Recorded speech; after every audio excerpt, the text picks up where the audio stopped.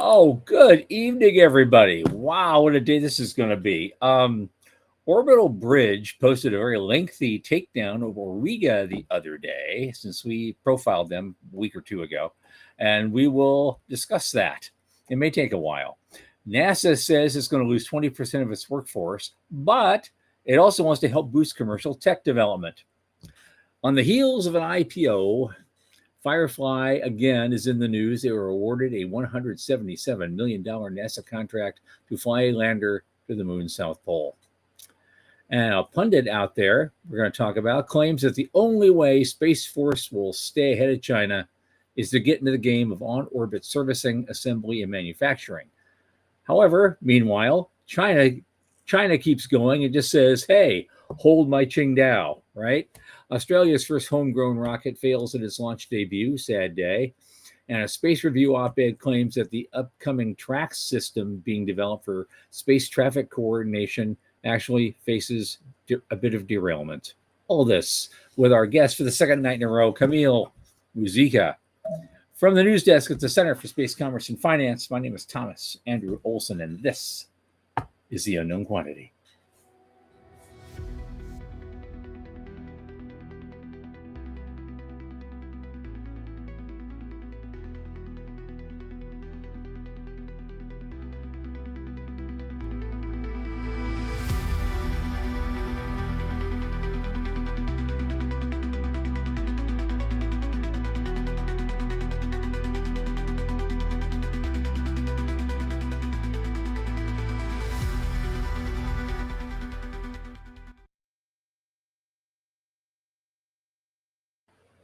And of course, as you know, we are sponsored by the Center for Space Commerce and Finance. What do?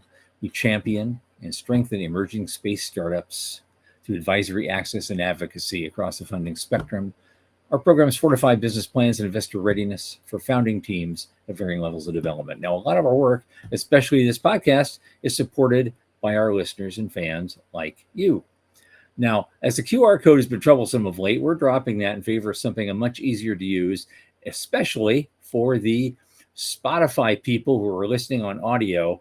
And this is something, it's easy. When you get back to your computer, just go to cscf.space/support and click that plain as day donate button right in the middle of the screen.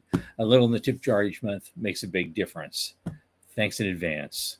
I want to welcome my longest, oldest space friend and the highest priest of the space elevator cult, Michael Lane.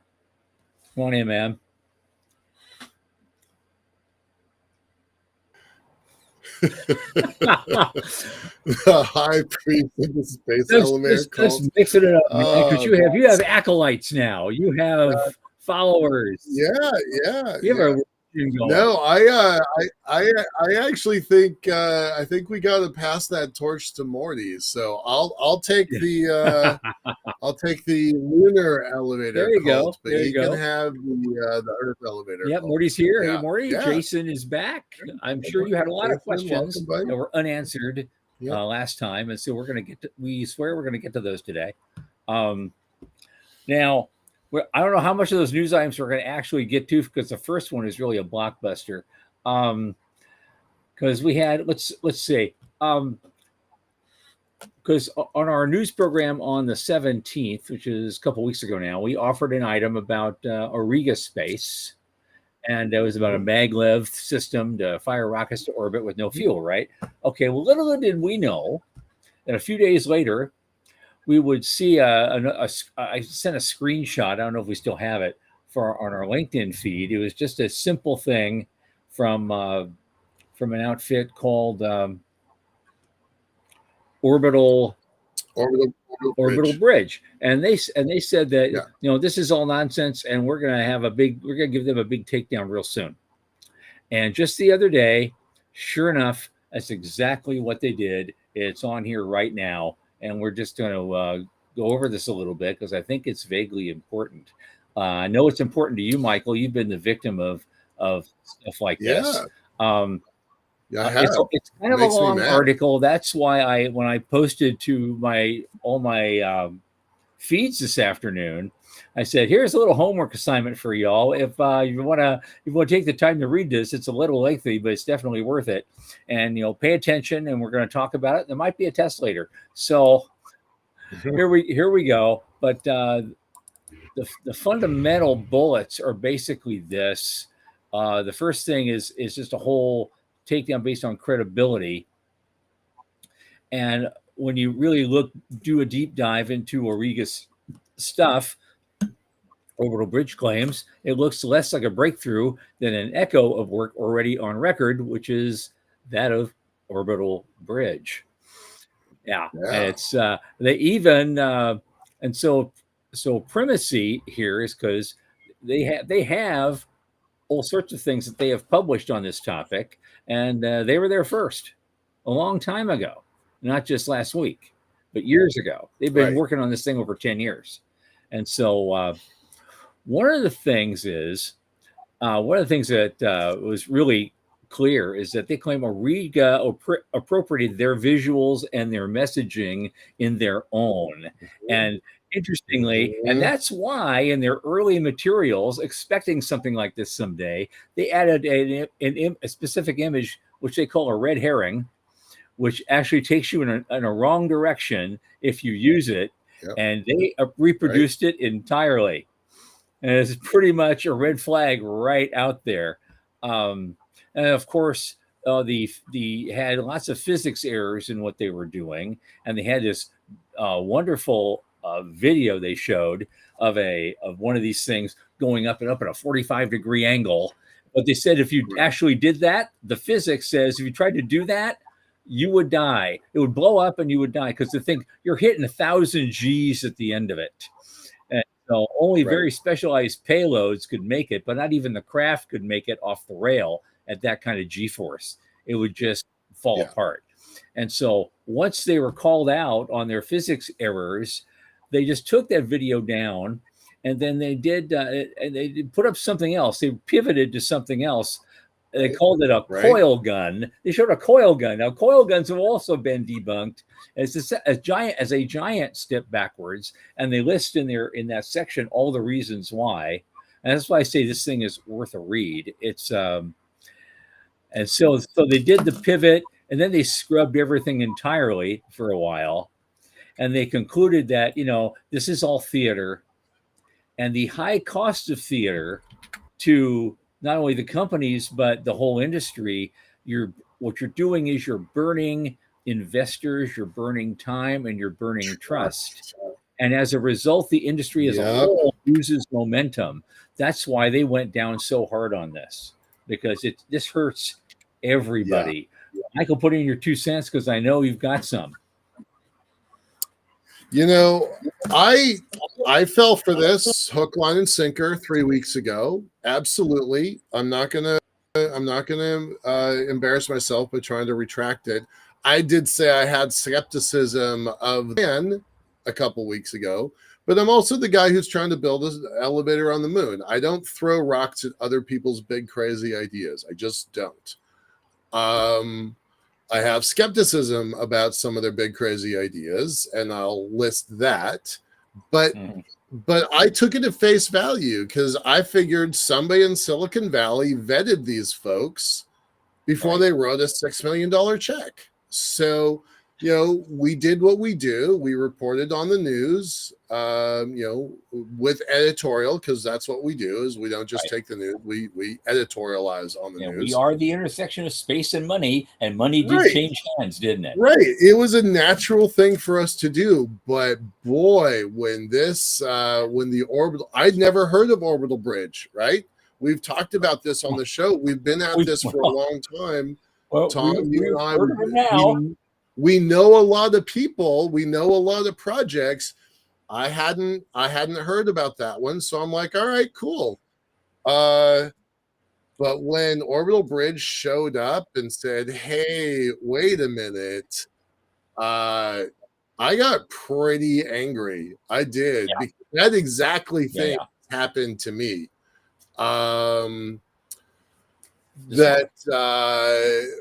Back about 4 years ago, some folks in European Space Agency, some folks in Europe, I think it was Switzerland, got some money from ESA, and they copied our designs, they copied our language, they copied our imagery. And they got, I think the number was $250,000 from ESA to develop a lunar elevator, and they put some polish on the idea of space-based solar power from the moon, and they were focusing on building solar panels. But we've been public about that for at least 10 years, at least 10. And the thing that made me crazy was I looked at their images just the same way that Orbital Bridge looked at Auriga's stuff. Right.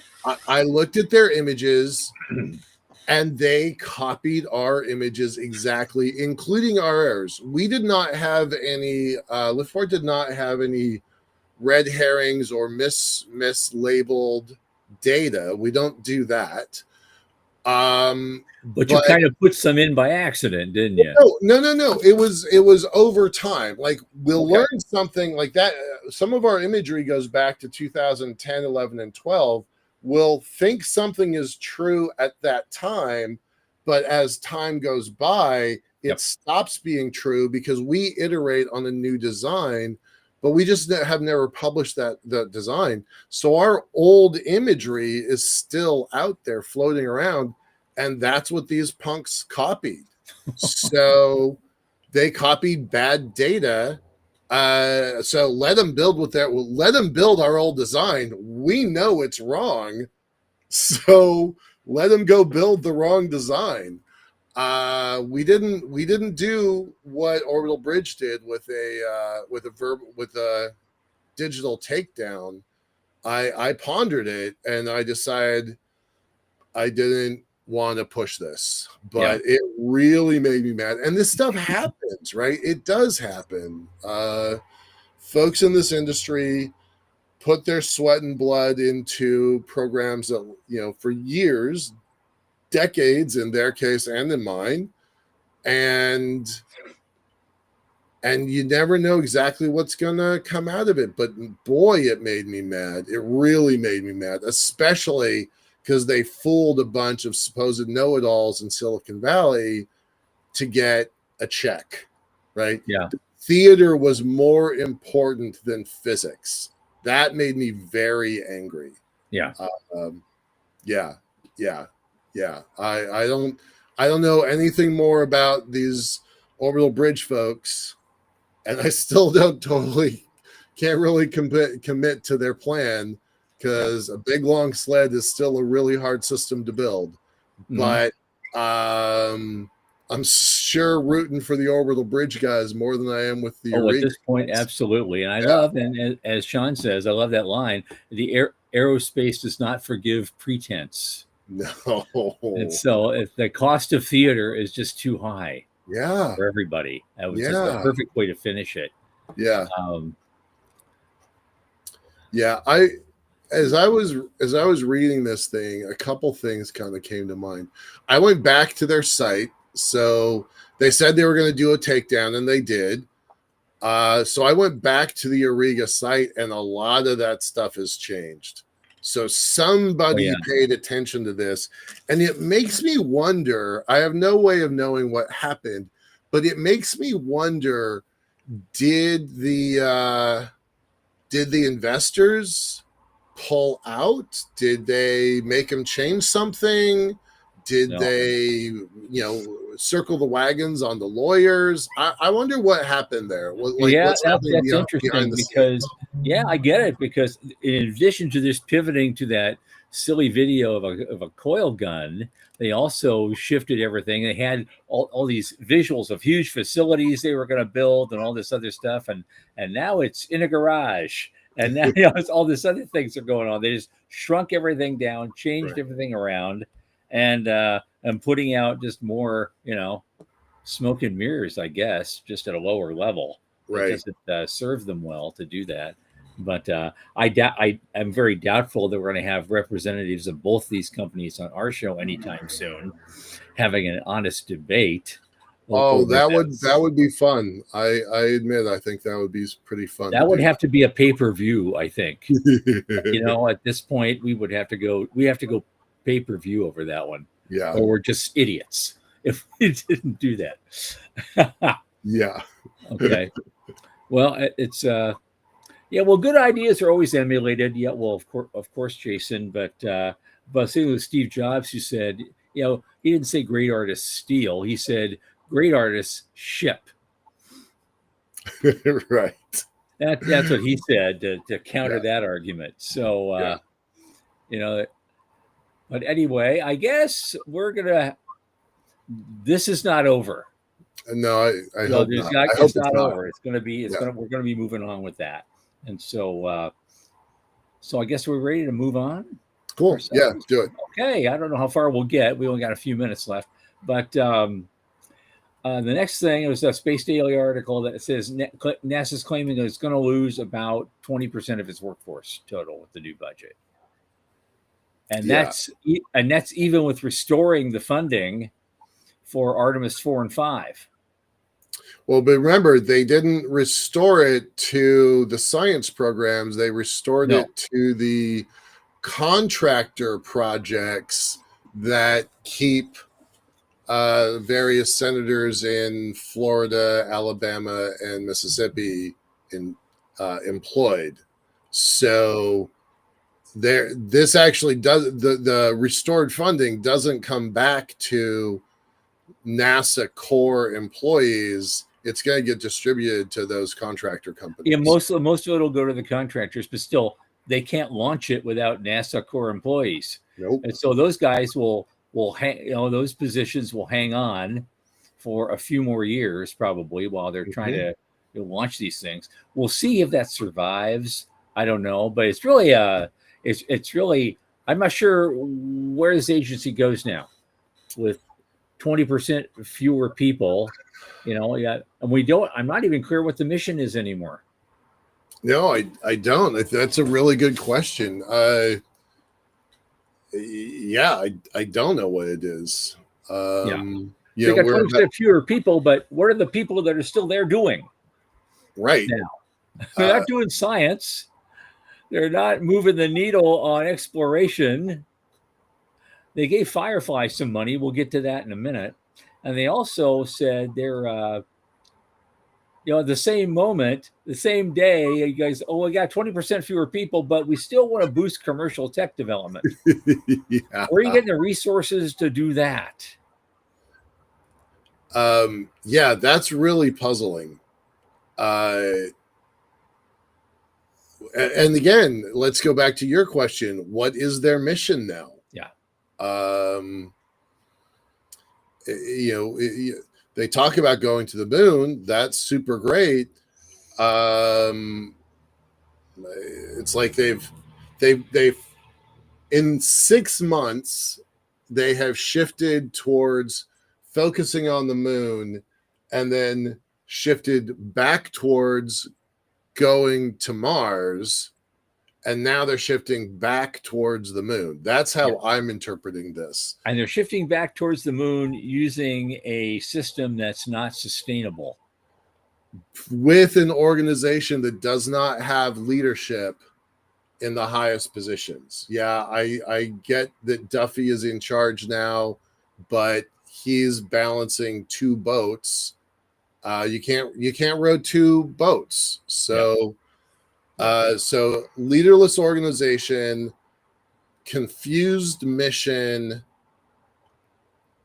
4,000 people, and not just like peons and minions, like senior leadership that have been around the block are not willing to play this game anymore. Yeah. That's exactly it. Because like, you and me, you and I, we're on the outside. Can you imagine what it's like on the inside?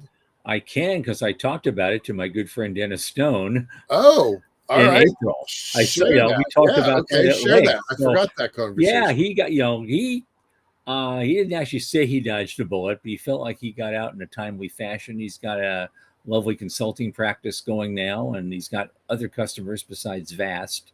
And so he landed on his feet and did pretty well after 38 years doing some really high end stuff. This is the guy that gave us COTS. Yeah. You know, back in the day. So he did okay, but there's a lot of people aren't doing so okay. Right. And they're all friends, really I guess. not. And Really he had not. things to say about that. And maybe one of these days we can get him on the show and he can, feel free to talk about those things now. That would be wonderful. One bright Yeah. spot. The one bright spot, though, I guess Firefly just keeps going on and on. They had they're going through this IPO, but they just announced today they were awarded a $177 million NASA contract for a lander mission to the moon's South Pole.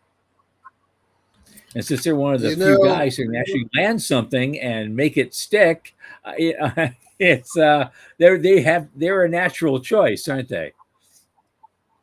Yeah.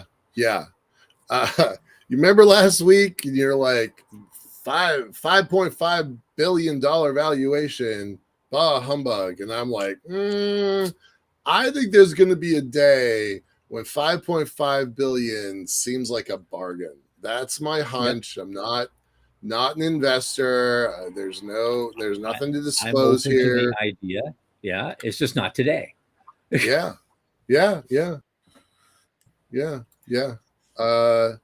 I love that.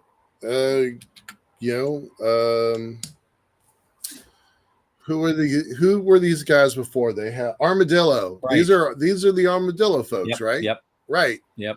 I want to see an armadillo on the moon. I really do. I mean, the heritage these folks have behind, early days from Carmack doing experiments out in the desert to the Google Lunar. No, it wasn't GLXP. It was the one after that. The Northrop Grumman Google X Prize. Like, these guys have been at this for 20 years, and good for Absolutely. them. So I think it's good for the whole industry. Yeah. I would have a hard time trying to compete against SpaceX plus Blue Origin plus Rocket Lab. These folks are definitely in number 4 position. Maybe they're number 5. I don't know what's going to happen with relativity space.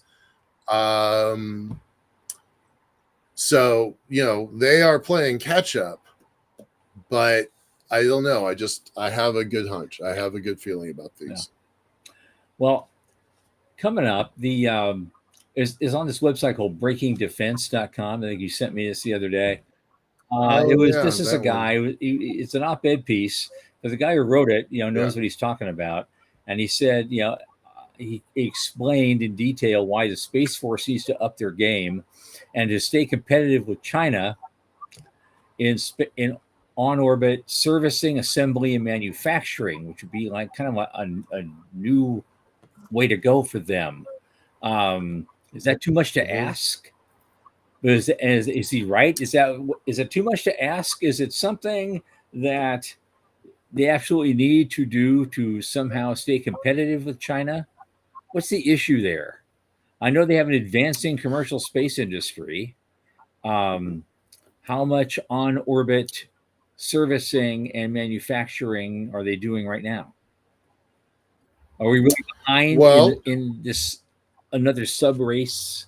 Yeah, I think that we are. The War on the Rocks article I thought was interesting because it gives examples of how China is moving the needle on a regular basis, getting more and more capabilities. They have probably demonstrated orbital fueling. They definitely have demonstrated space tug capability. They've definitely demonstrated the ability to grapple something. One person that thinks that's an industrial advantage, another person thinks that's a weapon. So, so I get why these folks are are concerned about this. Sure. This goes back to a conversation that I've been having for a long time. We've talked a bit on this show before. Blue versus brown, blue water versus brown water, Navy systems, apply that to space. So definitely Charles Galbraith is a blue water space person, right? And so everything that he has written here really focuses on that in space manufacturing and assembly. That ISAM, which, you know, by the way, was Trump 1 initiative. It was the first reign of Trump. His one of his mandates was to build out ISAM. That came out under those days, and it was largely ignored. Industry has not taken up that challenge. I mean, a little bit with Varda and a couple others.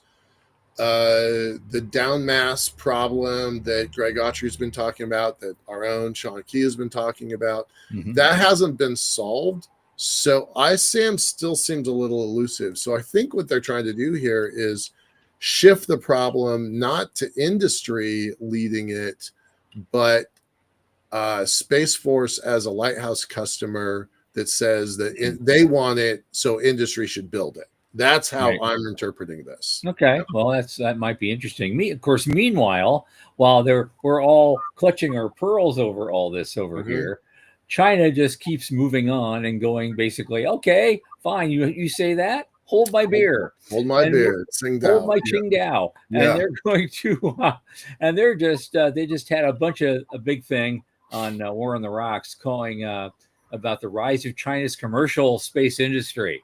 They're going to try to copy SpaceX and other companies and do the same types of things and do the same style of development.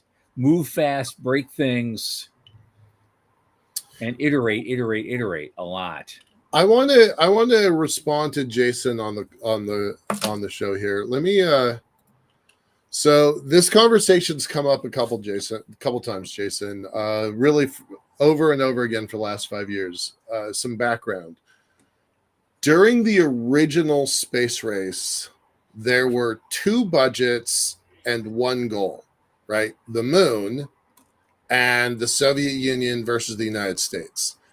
And that kind of singular focus and harnessed resources really allowed for that kind of activity, right? We couldn't have gotten to the moon. Russia couldn't have gotten to the moon later, like in their own kind of, cratered way, if they had not had a unified program. But now we're in a world where there's dozens, if not hundreds of targets, right? Low Earth orbit, mostly, a little bit in Leo, a tiny fraction going out to the moon. There's dozens, if not hundreds of targets, technologies, often synthetic aperture radar or other Earth observation techniques, but laser comm and lunar ISRU. Like, there's so many targets and documented thousands, probably documented tens of thousands of individual budgets. So that's how we're approaching it. We're approaching it as throw spaghetti at the wall and see what sticks. Whereas China does have a unified program like the Soviets did once upon a time. Right. And they're being more successful with it now than the Soviets did once upon a time. You also got to remember that in the Apollo days, our country wasn't spending 1/3 of 1% of the national budget. Yeah, on NASA. close to 6. It was spending 4, 5, 6% of the national budget on NASA. And they literally threw 400,000 very smart and capable people at the problem. Right. To get that problem done. Yeah. Well, I would argue we have more people, but it's a divided target. Right. There's more people now, and there might even be more budget if you think about all the inflows, right? Right from There the may different. even be more budget. There's definitely the same or more people, but it's the target spread Right. is so wide. And it's inside and outside of, well, here's government, here's commercial, and there's all Right. this other stuff that goes on. And you got commercial doing their things for their own reasons. They got also have commercial doing things for government reasons, and some do a mix. And so, yeah, it's this. It really is spaghetti on the wall now. When you start taking all the strands of spaghetti and start connecting them to logos, now you have this thing that's like it's a huge mess, because you've seen those that show how the media end up getting owned by only 6 companies. You know, you go through and they show that image. It's like it's just insane to try to. We don't have that consolidation in our industry anymore. But no, I suspect we are still capability wise probably still ahead of China, and I'm hoping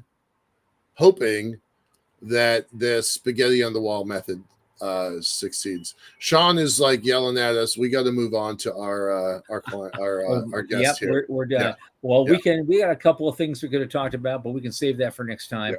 Those items aren't going anywhere. So let's go and move on. Just the other night, we had a very, very interesting guest, Kamil Muzyka, a space lawyer who specializes in space manufacturing. He had a lot to say. He generated a lot of questions, and we couldn't get to all of them the other night. So we brought him back, and we're going to do this again. And there he is. How you doing, young man?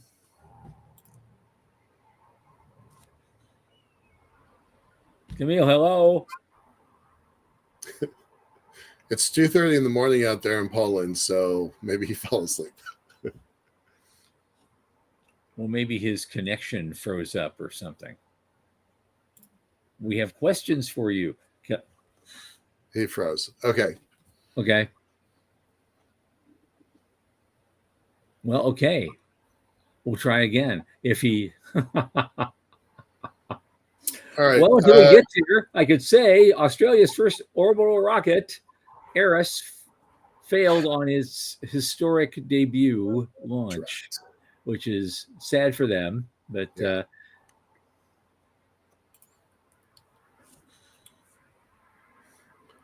Drat. Well, let's give Kamil a second to come back in if we can get him. Let's just go ahead and work through the news a little bit longer and see if he is able to come back. The video of this is tough. It's tough to watch. Yeah. It's tough to watch. Speaking of which, in today's launch of ISS, it rubbed in the last moments due to weather. It doesn't matter whether it's a fully developed system or brand new. This stuff is still tough. We treat it like it's mundane now, but it is not. Look at that. Enough. Can you see it? It's a little hard to see, but it's like, oops. It just goes sideways for a little bit and then it comes down. Yeah, that's tough. But it goes back to the argument I've been making a lot lately, is that national pride, national capabilities are forcing nations to build their own systems. So this is exactly what we saw 10 years ago, 15 years ago in the early days of SpaceX. And Blue never crashed like these folks did. They just moved really slow by comparison. But it's tough. It's tough world. All right. Do we have him back or is he gone? Okay, great. Sean. He's coming back in a second. So thanks. Just Okay. stick with us a minute. All right. Good. Okay. Oh, great. Jason's like, Big K is awesome. Thanks, buddy. We think he's pretty awesome also. We think He is awesome. if he arrives. Yep. That would be the and I he's not didn't read the space traffic one, so tell us about that one. I'll put it up here while Sean's working on that. okay. I don't know that much about tracks. Honestly, you got to give me some, background. Yeah. Well, I guess, it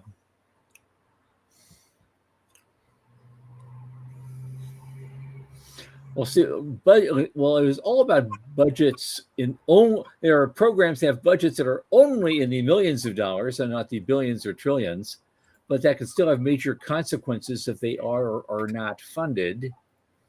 And that's the case of the Office of Space Commerce, located within NOAA, and they're responsible for commercial remote sensing and licensing and other advocacy. But they have this thing, their biggest, newest crown jewel is called the Traffic Coordination System for Space, or TRACS. And that would take over civil space traffic coordination. But and it's well on its way to beginning service. They did beta testing last fall. And several satellite operators agreed to work with them. In the Space Symposium in April, they said they moved in a program increment, or a version 1.1, and offered big jumps in capability. There have been, some hiccups. And so they pushed back the start of tracks by a few months. Now they say by January 2026, it'll be fully operational. But we're not sure. But now there's some other things going on, and they don't know if there's an organizational concern about its future, and there may be some. And the White House was proposing to cancel it in its fiscal year budget request. And they barely got off the ground, and now here we go. It could be completely derailed because they said. Under the prior administration, the Department of Commerce was unable to complete a government-owned and operated public-facing database and traffic coordination system. Private industry has proven they have the capability and business model to provide civil operators with this, supposedly using the releasable portion of the DoD catalog. But NOAA just requested only $10 million for this office, enough to carry out its work, but not tracks. They had received $65 million a year ago and requested $75 million, but they've gotten 10. They requested 10 and have gotten that.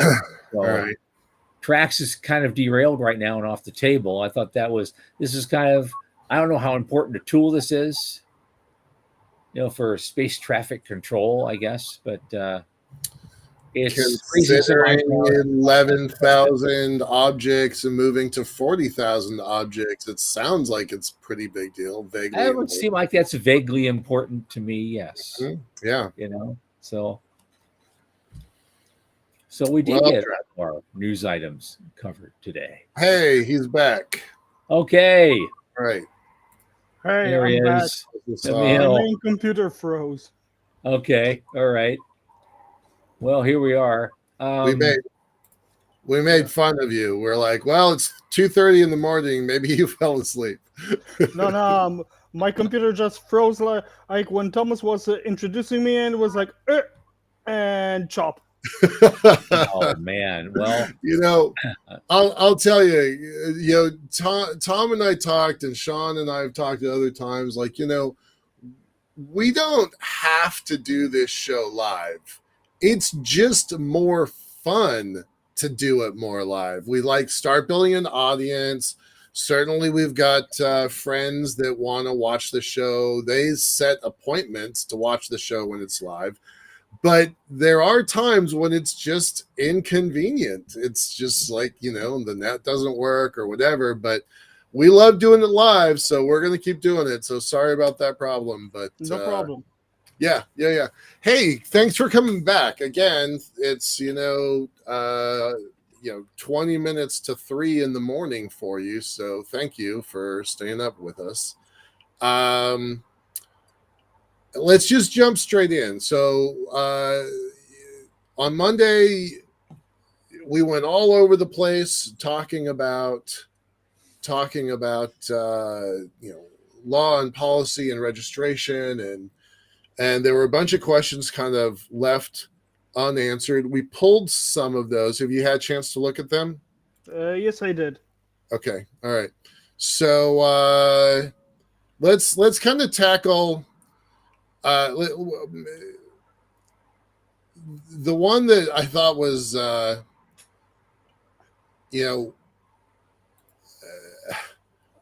kind of up close and relevant to everybody is oops, why did I do that? I didn't mean to do that. Oh my God. And again, this is what live is like, folks. And here we are. You don't want to look at me, you want to look at our guest right now. I'm trying. There we go. There, yes. Okay. Good enough. All right, there you go. By the way, I did not notice the tiger before. It's a nice tiger. No, Michael, I'm in a different room right now. Michael, Okay. I know you wanted to lead off with something regarding the moon and Mars. You still want to lead off on that question? Yeah. All right. Let's do So it. let's dig into kind of policy and law around the moon and Mars, right?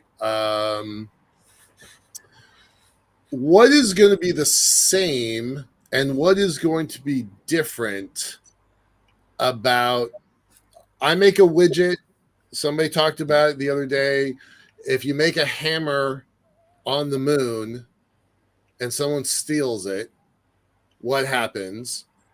And if you make a hammer on Mars and someone steals it, what happens? Like where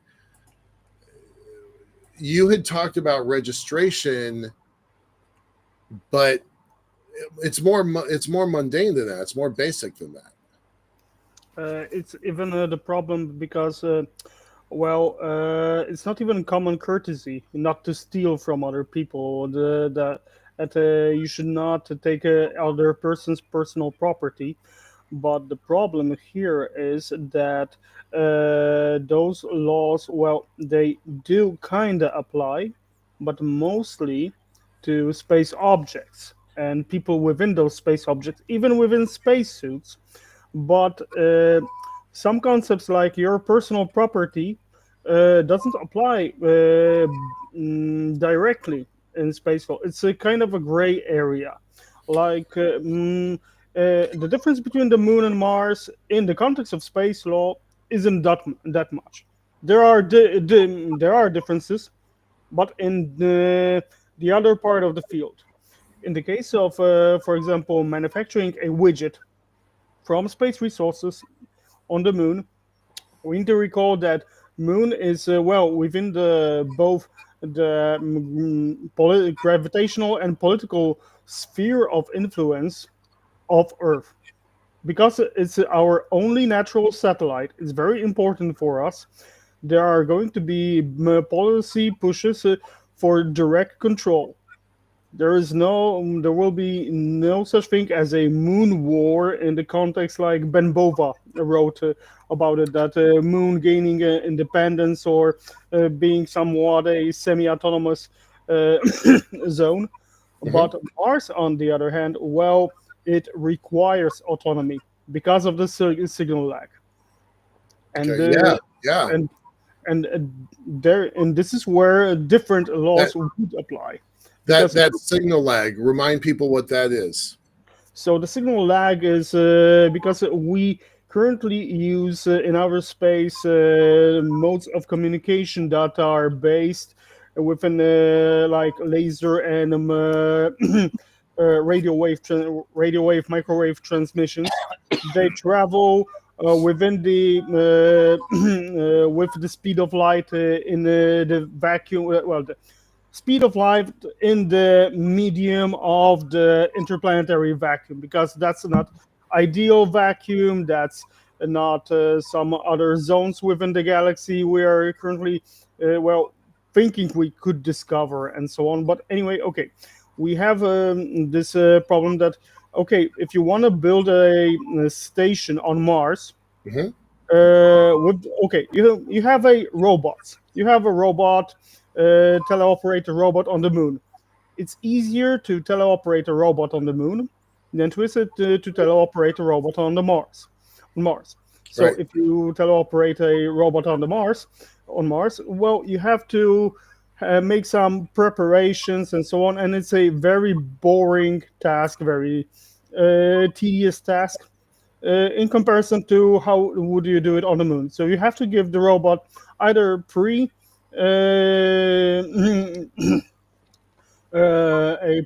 previously created instructions Yep.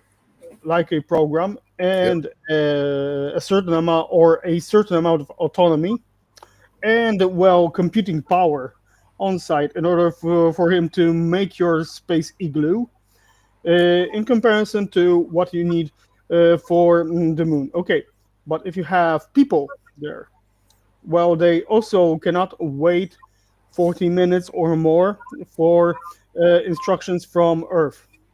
Right. They need to be more resilient.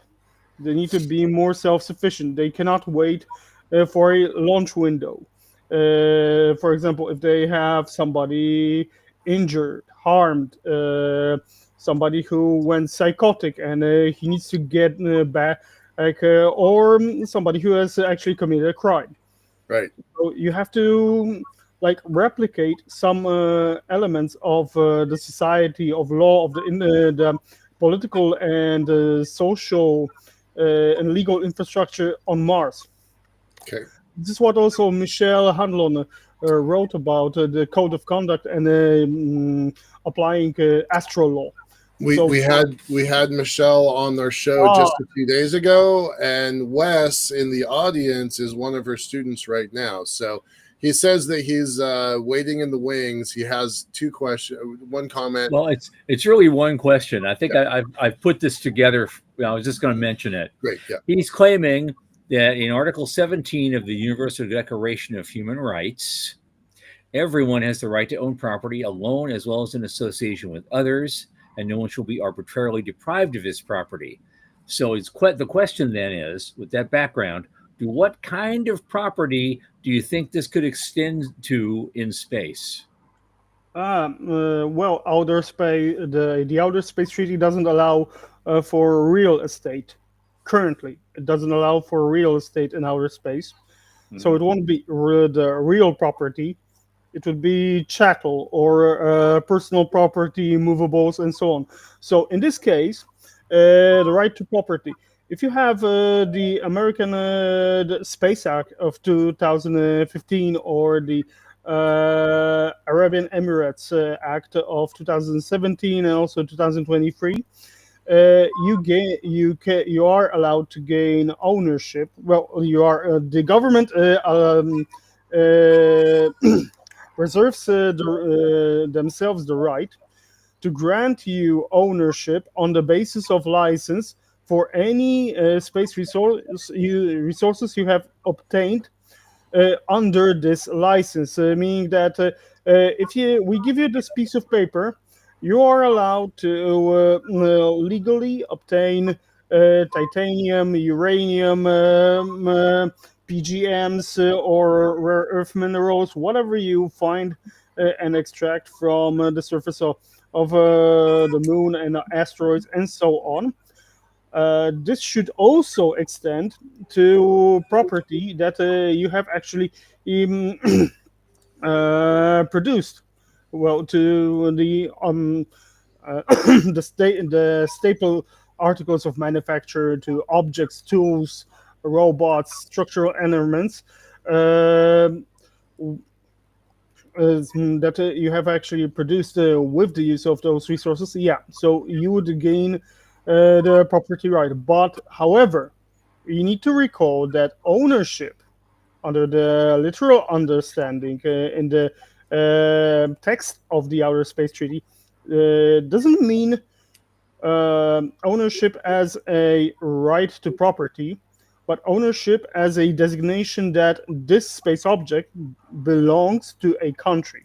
If you properly read the Article 8 of the Outer Space Treaty, it's also it is also repeated in both the rescue agreement and also the how do you call all the Space Liability Convention, and in some extent, and also to some extent in the Registration Convention.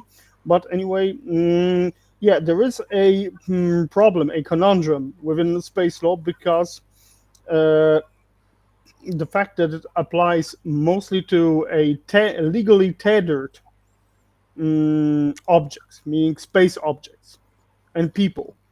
Do you?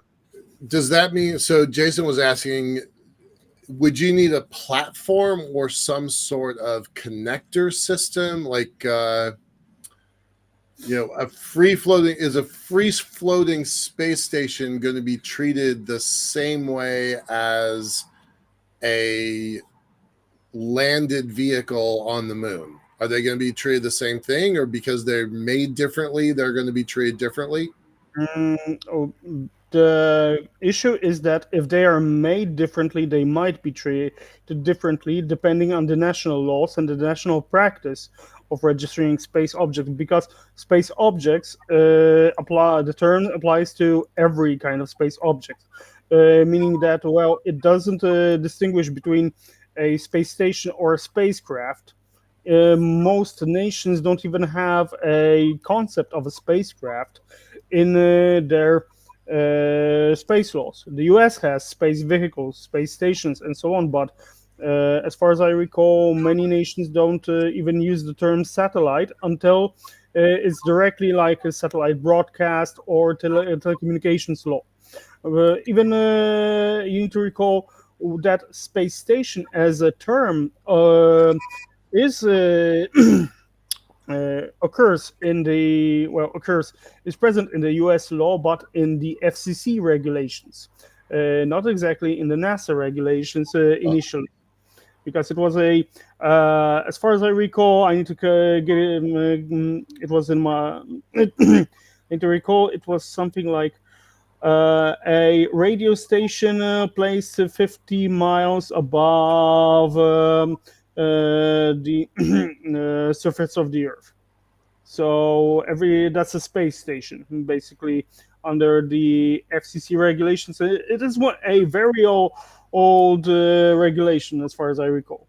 But anyway, Okay. yeah, that's the difference. The difference would be only if they would be launched from Earth and assembled them there from components that were produced on Earth, or is it a mixture of produced produced Oh, objects wow. and manufactured Yeah. on Earth, or is it basically created from scratch from everything we have obtained? This Right. is So if you launch it from the ground, it's registered with its nation of origin, yes, and that that and launch. yeah, and also it has a launching state. Right. Remember that you have a Right. launching state, which is also responsible if any collisions would happen. And this is it's liable. Sorry, it's liable because Liable. in Poland we use the same term for liability and responsibility. And if you write in Polish papers on space law, you have to distinguish them. And we sometimes use like a bracket, and in English it's called liability. Okay. Uh, All right. so you are So, liable, but but okay. So you harvest resources from an asteroid or from the moon, and you build a spaceship completely from scratch from harvested resources. It never launched from the ground. It's been built, its whole life is living in space. Do you register it? If you build it on an American space station, does the American space station rules apply to this new craft? Okay. First of all, yes, because the American title of 55's paragraph 105 even states that intellectual property rights, especially patent law, applies to objects under the jurisdiction or control of the United States. And this is also very interesting Okay. because they actually went so far to distinguish the issue of jurisdiction and control from one another.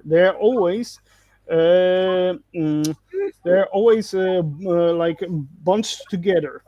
Okay. There is always two of them, and they're inalienable.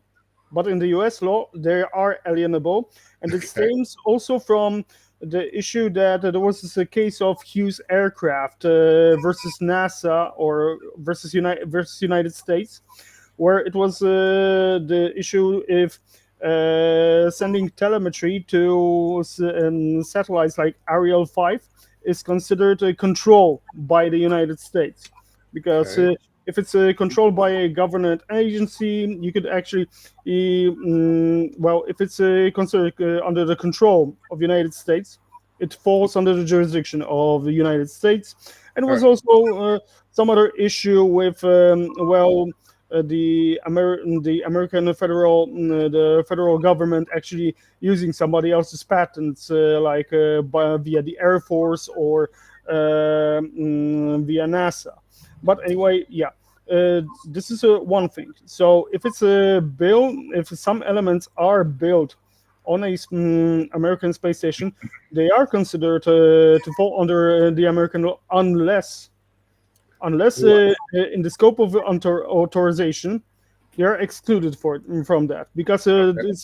the regulation was created for the shuttle program because you could fly American payloads, but you can also fly partner Right. European payloads, Japanese payloads, and so on. Because, and also private payloads. There were like Johnson Johnson and so on. So you could go with American companies, you can go with European, Asian companies, and so on.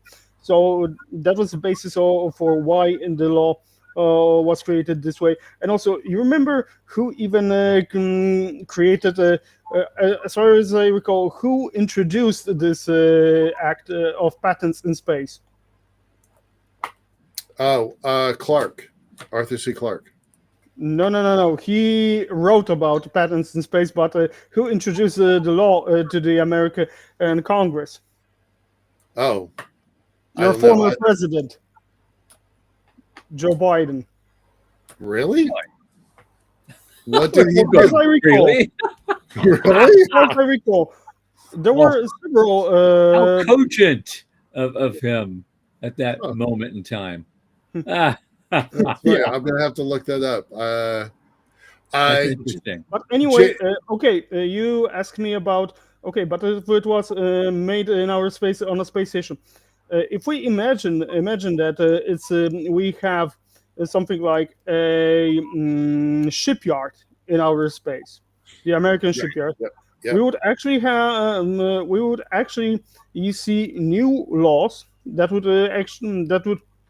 regulate orbital shipyards because, well, shipyards actually fall under specific terms of maritime, especially maritime law, not even Right. Yeah. admiralty Yeah. law. And you'd have to replicate this in outer space because you'd have very intense issues like environmental protection, Right. The safety, shipbuilders ship union. breaking. The unions will be super powerful in space. I really expect that to happen. Yeah. Uh, or Um, or you could actually recall Asimov and why there were so many space robots because the yeah. unions were Right. so powerful on Earth, so they actually banished robots into outer space. Right. True. True. True. True. Yeah, but Okay. anyway, if it would be manufactured on a American shipyard, it would depend on the issue of ownership transfer because it might be initially considered a part of the U.S. territory, well, the quasi territory, or it could be actually considered, okay, we got the authorization. This thing is built, for example, for Senegal. Like you were talking about Senegal. Like, okay, but I see. Yeah, I see the Jason. Okay. So once you use a country's product, it has the capacity for legal authority. Uh, mm, uh, it's not exactly this. No water bears on probes. Yeah, Yeah. that was We don't that we was don't a need those water. I'm still angry at the folks who did that Arch mission that dropped tardigrades on the moon. The beta sheet mission. Yeah, Yeah. pretty angry about that. That was not cool what they did there. All right. Thank you, Kamil. Appreciate your time. Thanks for coming back again. We are going to have to do this yet again. Right. Okay. We just didn't have enough time again. Yeah. Get all the I'm questions back. still curious what the next 5 and 25 years are going to play out with. So thanks. I'm going to say goodnight, but appreciate it. Thank you very much. Good night. Thanks so much. Hey. So, and interestingly and ironically, as I would think, yes, there is no guest scheduled for Monday yet, but anything can happen over the weekend. Otherwise, we'll be discussing the most controversial topics, general heresy, and innuendo that we can find, along with the usual tomfoolery. And as someone said the other day, as always, 8 p.m. Eastern coming up Monday, the first of the dog days of August are coming upon us. We'll see how that goes. Thank you all for being here. And from the news desk at the Center for Space Commerce and Finance, for Michael Lane and Sean Key, this is Thomas Andrew Olson. Keep watching the skies.